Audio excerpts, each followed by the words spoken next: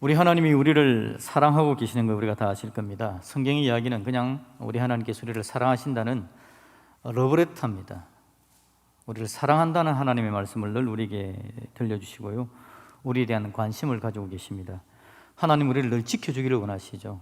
우리가 지난 주간에 창세기를 계속해서, 우리 큐티 책이 창세기니까요, 묵상을 하고 살폈는데, 우리를 지켜주기를 원하시는 하나님의 마음 얼마나 컸는지 모릅니다. 특히 하나님께서 가인이 아벨을 죽였을 때에 아벨이 어디 있느냐라고 묻거든요. 그때 가인이 이야기하기를 내가 아벨을 지키는 자입니까? 라고 말하는 장면이 나옵니다. 그런데 이 말씀을 가지고 제가 함께 나눌 때에 사실 가인이 아벨을 지켰어야 됐다. 가인이 아벨을 지켰다면 그건 아벨을 지키는 것보다도 더 크게 자기 자신을 지키는 거였다. 우리 하나님, 우리가 우리 스스로를 지키고 은혜 가운데 서 있기를 원하시는 분이 바로 우리 하나님이시다. 그 말씀을 함께 나눴거든요. 정말 우리 하나님은 우리를 사랑하시는 하나님이십니다. 그런데 하나님께서 제일 가슴 아파하는 게 뭐냐니까 하나님을 떠나는 겁니다. 바로 창세기에 나오는 문제가 그거죠. 인생이 하나님을 떠난다라는 겁니다. 하나님을 떠나니까, 창세기에서 아담이 하나님을 떠나니까 그 아들 가인이 살인하게 되고 인간의 모든 문제가 거기서 나오게 되는 거였죠. 그러니까 여러분, 문제가 있어서 하나님을 떠나는 게 아니라 떠나서 문제가 생기는 겁니다. 그러니까 하나님을 떠난다라는 건 정말 하나님께서 싫어하고 하나님께서 원치 않는 거죠. 하나님 우리를 하나님 곁에 두기를 원하시는 겁니다. 간절한 마음으로 내 곁에 있으라, 그렇게 이야기를 하십니다. 그건 우리를 위해서, 우리가 하나님의 사랑과 오히려 능력을 받기를 원하시기 때문에 하나님 곁에 있으라, 그렇게 이야기를 해주는 거죠.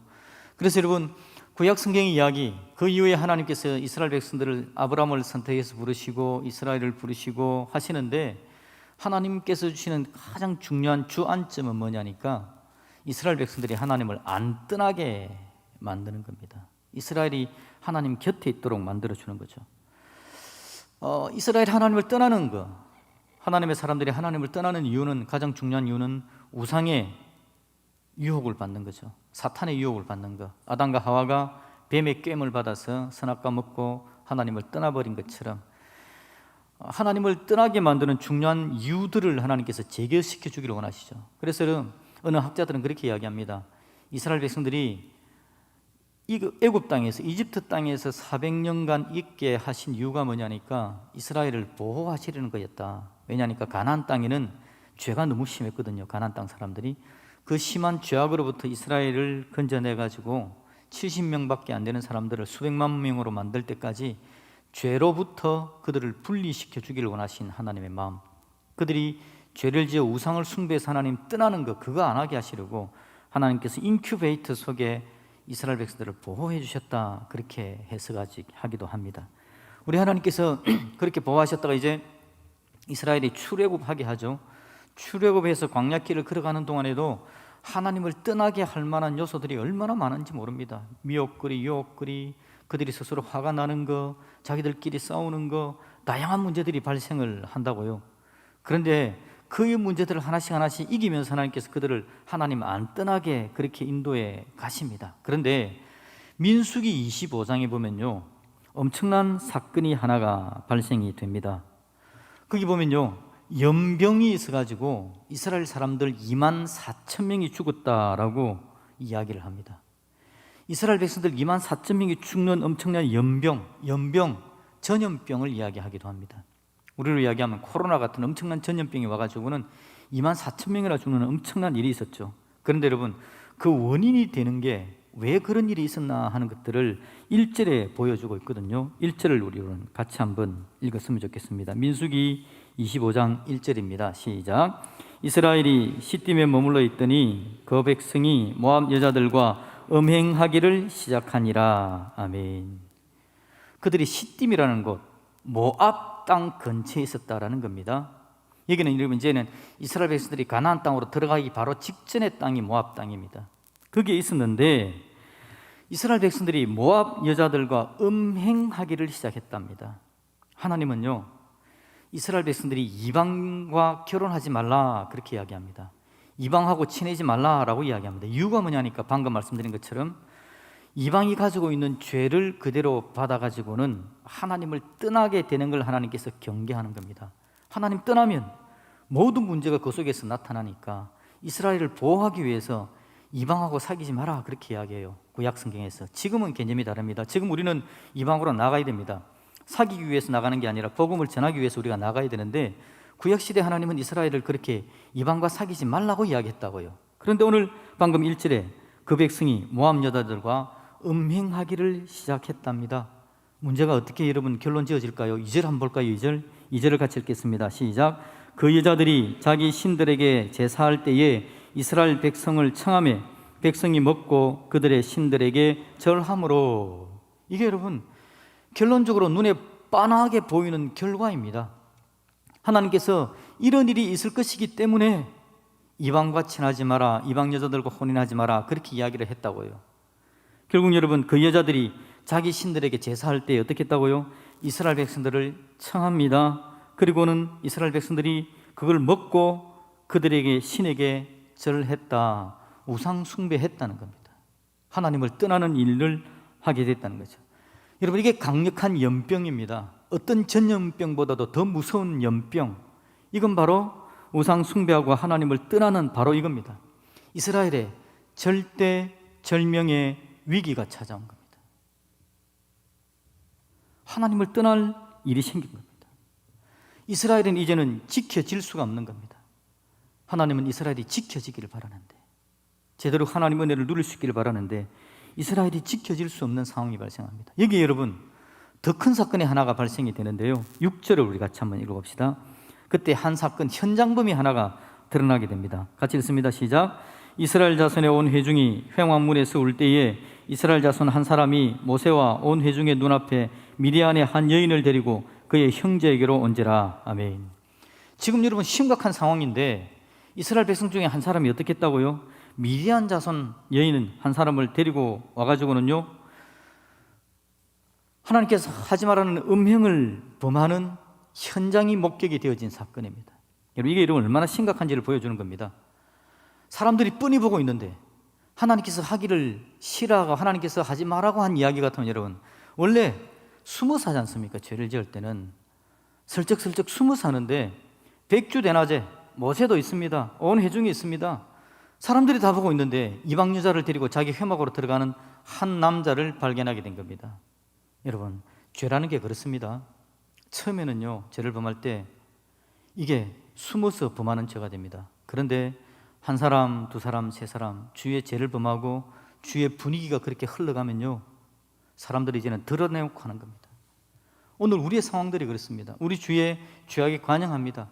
그거 하면 안 되겠지라는 생각들을 사람들이 가지고 있는데 한 사람, 두 사람 하다 보니까 이제는 괜찮은 줄 알고 다 그냥 드러내놓고 죄를 짓는 현상들이 발생되는 거죠. 이 죄의 흐름이라는 게 그렇게 흘러가는 겁니다. 심각한 상황이 있는 거죠. 이렇게 되면 어떻게 되겠습니까? 이제 이스라엘이 다 이방 여자와 결혼하고 우상 숭배하면서 그들이 다 하나님을 떠나게 될 겁니다. 여러분 다 떠날 때에 하나님께서 엄청난 사건을 하나 일으킨 거 기억납니까? 창세기 5장 6장을 가시면요 이스라엘이 죄를 그렇게 심각하게 지으니까 아담의 자손들이 하나님께서 노아 홍수 사건을 일으켰어요.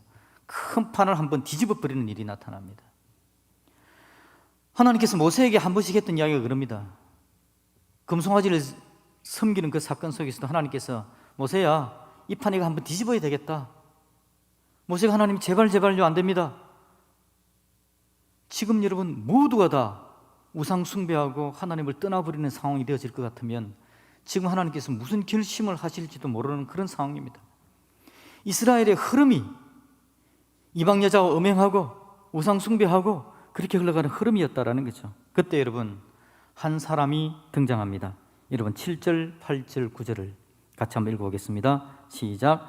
제사장 아론의 손자 엘르아살의 아들 비느하스가 보고 회중 가운데에서 일어나 손에 창을 들고 그 이스라엘 남자를 따라 그의 막사에 들어가 이스라엘 남자와 그 여인의 배를 꿰뚫어서 두 사람을 죽이니 연병이 이스라엘 자손에게서 그쳤더라. 그 연병으로 죽은 자가 24,000명이었더라.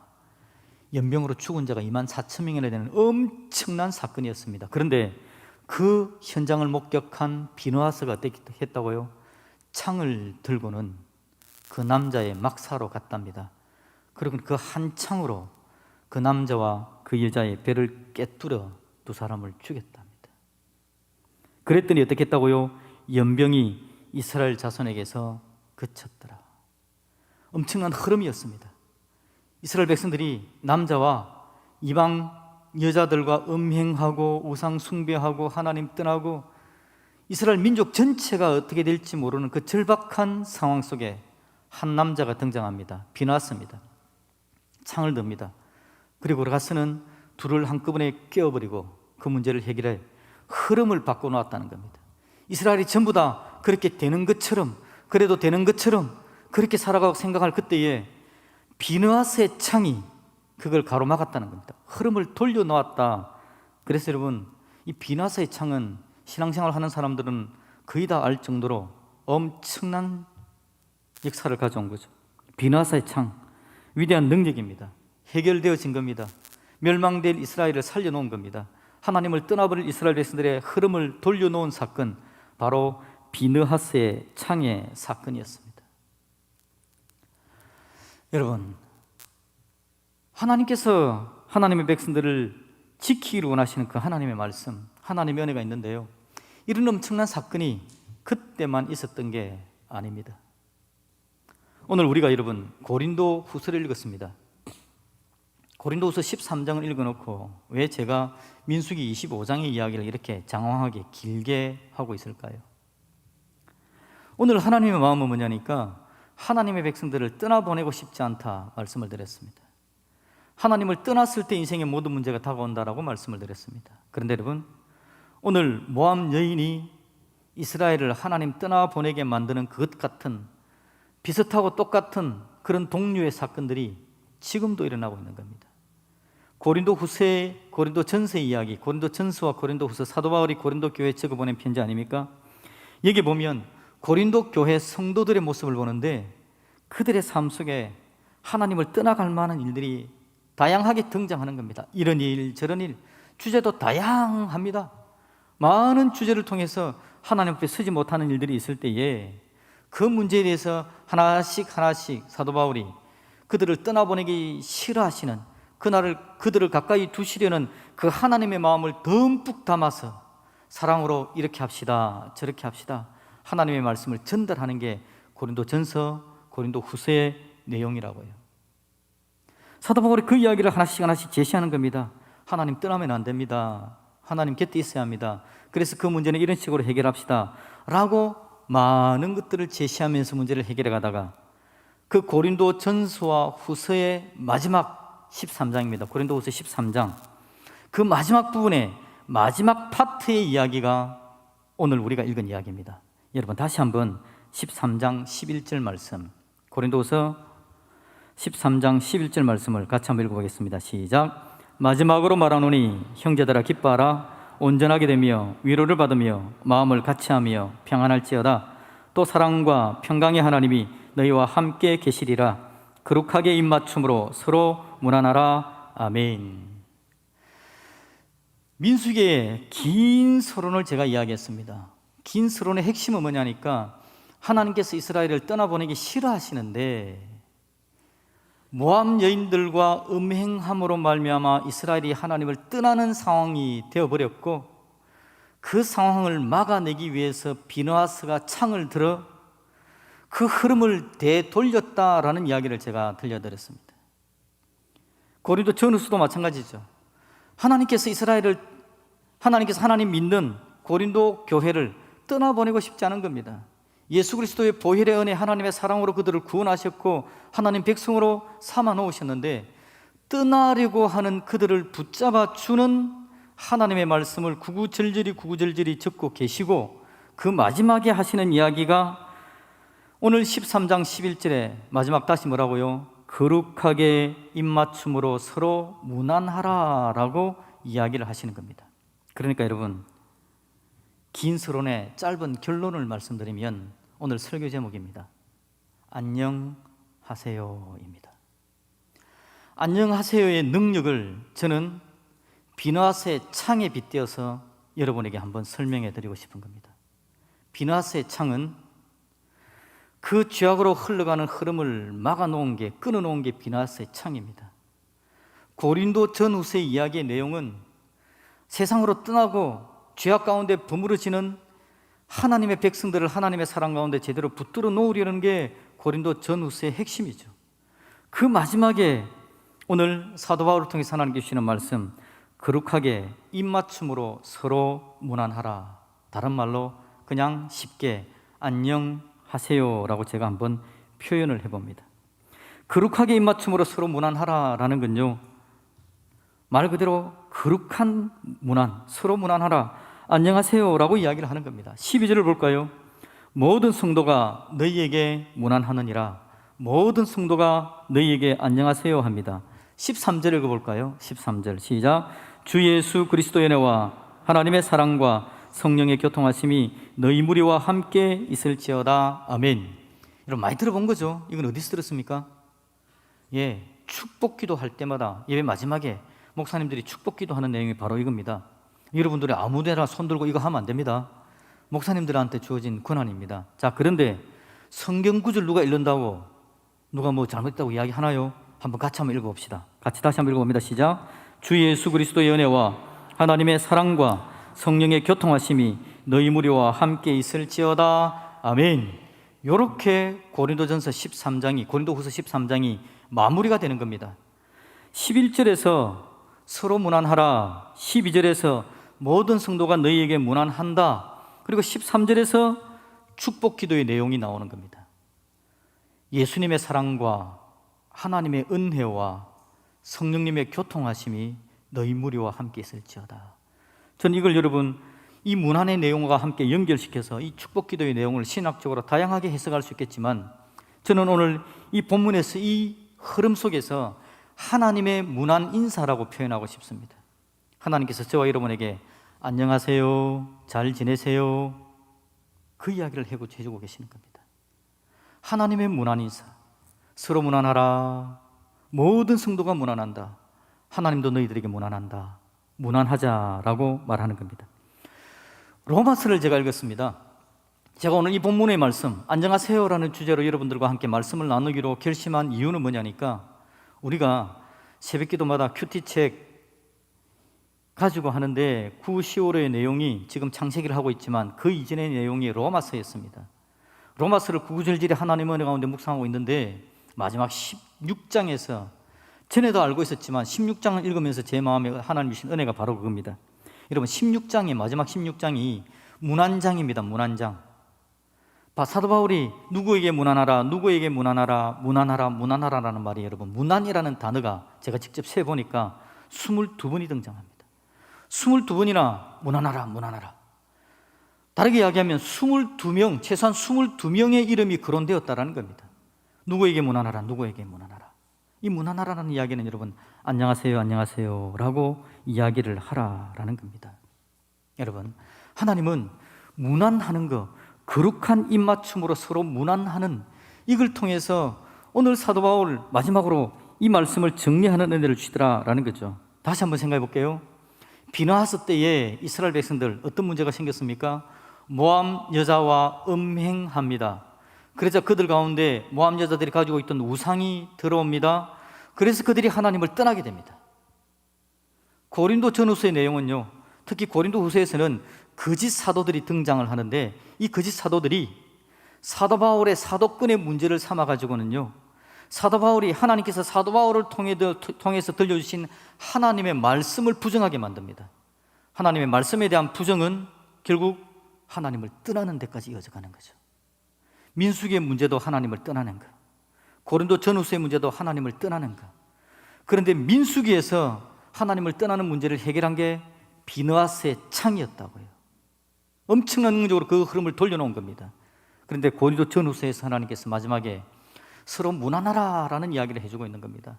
사도 바울이 1000번 만번 이야기를 하는 것보다 더 강력한 능력, 하나님의 사랑을 깨달은 자들이 서로 무난하는 겁니다. 하나님의 은혜를 가슴에 품고 무난함으로 서로를 채워가는 겁니다. 한 사람의 위대한 사역자가 나서서 사람들을 케어하고 돌보고 사람들을 인도해 가는 것보다 더 강력한 것, 하나님의 은혜를 가슴에 체험한 믿음의 사람들 각자가 서로에게 주어진 은혜를 가슴에 품고 서로를 돌아보는 것. 이게 여러분 이 엄청난 흐름을 되돌리는 은혜 역사를 가져오게 되어지는 것이다 라는 거죠. 우리 하나님께서 오늘 우리에게 무난하라, 인사라 라는 이야기를 들려주는 겁니다. 고린도 교회 성도들의 다양한 삶의 어려움들, 역경들, 그들에게 나타났던 현실의 고통들이 얼마나 컸는지 모릅니다. 그런데 그 성도들의 삶을 세우기 위한 사도 바울의 강력한 권면, 그게 바로 오늘 무난하라, 안녕하세요 라고 이야기를 한다라는 겁니다. 여러분 옆에 분에게 한번 인사할까요? 안녕하세요. 솔직한 마음으로 한번 생각해 보십시오. 그 안녕하세요가 힘이 됩니까? 힘이 됐으면 좋겠는데요. 어떤 분이 힘이 됐을 수도 있습니다. 안녕하세요가 그냥 이야기하는 안녕하세요는 힘이 안 될 수도 있습니다. 그런데 오늘 여러분 하나님께서 11절을 다시 한번 봅시다. 11절 마지막 부분에 어떻게 무난하라고요? 거룩한 입맞춤으로 무난하라 라고 이야기합니다. 이건 입에 발린 안녕하세요가 아니라 믿음의 사람이 할 수 있는 안녕하세요를 이야기하는 겁니다. 믿음의 사람, 하나님의 은혜를 받아본 사람입니다. 하나님의 도우심과 위대하심 역사를 체험해 본 사람입니다. 우리 하나님의 큰 은혜가 가슴에 들어와 하나님의 사랑을 아는 사람이 사랑 담은 이야기를 하는 거죠. 안녕하세요.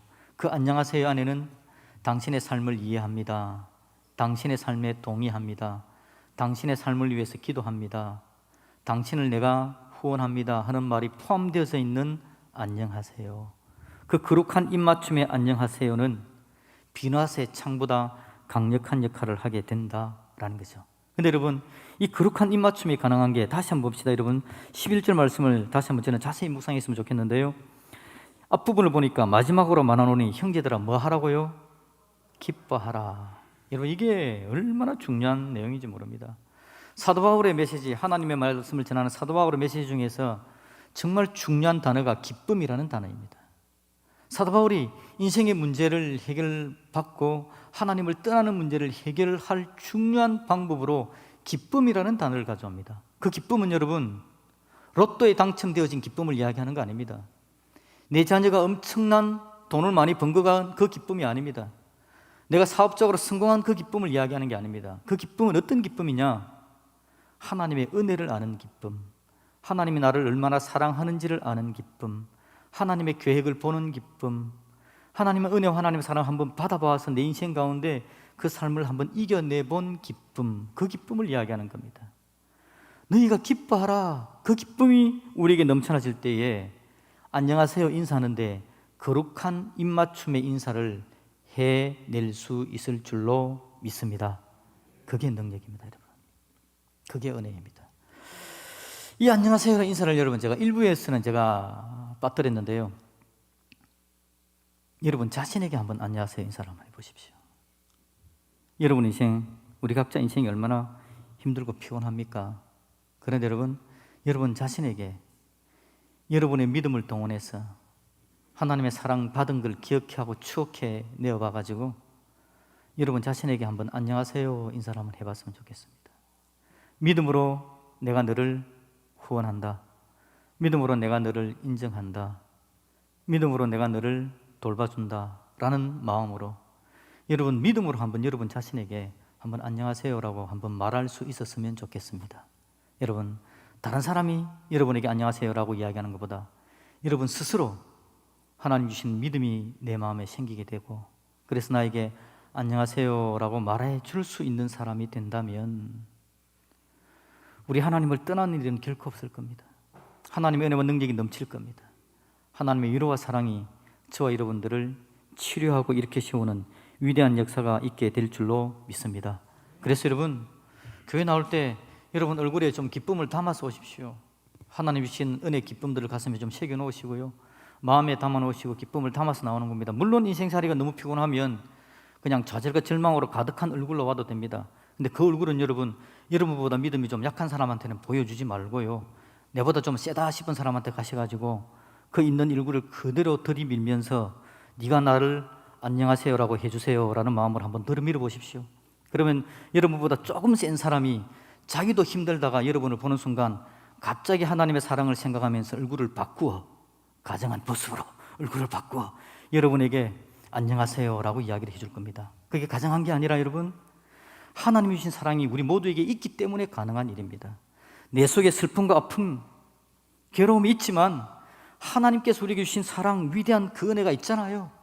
내 안에 아픔을 생각하면 얼굴이 힘들 수밖에 없지만 나에게 주신 하나님의 사랑이 내 안에서 용속섬 칠 때는 갑자기 얼굴이 바뀌면서 안녕하세요라고 해줄 수 있는 것도 그리스도인입니다. 우리 하나님께서 우리를 그렇게 해줄 수 있거든요. 혹시 여러분보다 약한 사람이 보입니까? 여러분도 얼굴을 갑자기 바꿔야 됩니다.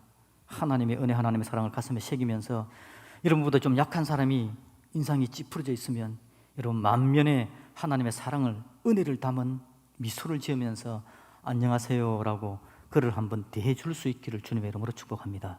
그러면 여러분 때문에 누군가가 힘을 낼 겁니다. 여러분도 교회 나와서 그렇게 도움을 받으십시오. 그렇게 우리 교회 가운데 하나님의 안녕하세요가 넘쳐날 수 있기를 주님의 이름으로 축복합니다. 여러분 자녀들에게도 마찬가지입니다. 여러분 자녀들에게 얼굴을 대할 때 만면에 웃음을 지으면서 안녕하세요 하는 겁니다. 여러분 속에 천불이 나도요 그렇게 할 수 있습니다. 제가 밖에서 힘든 일이 있을 수 있습니다.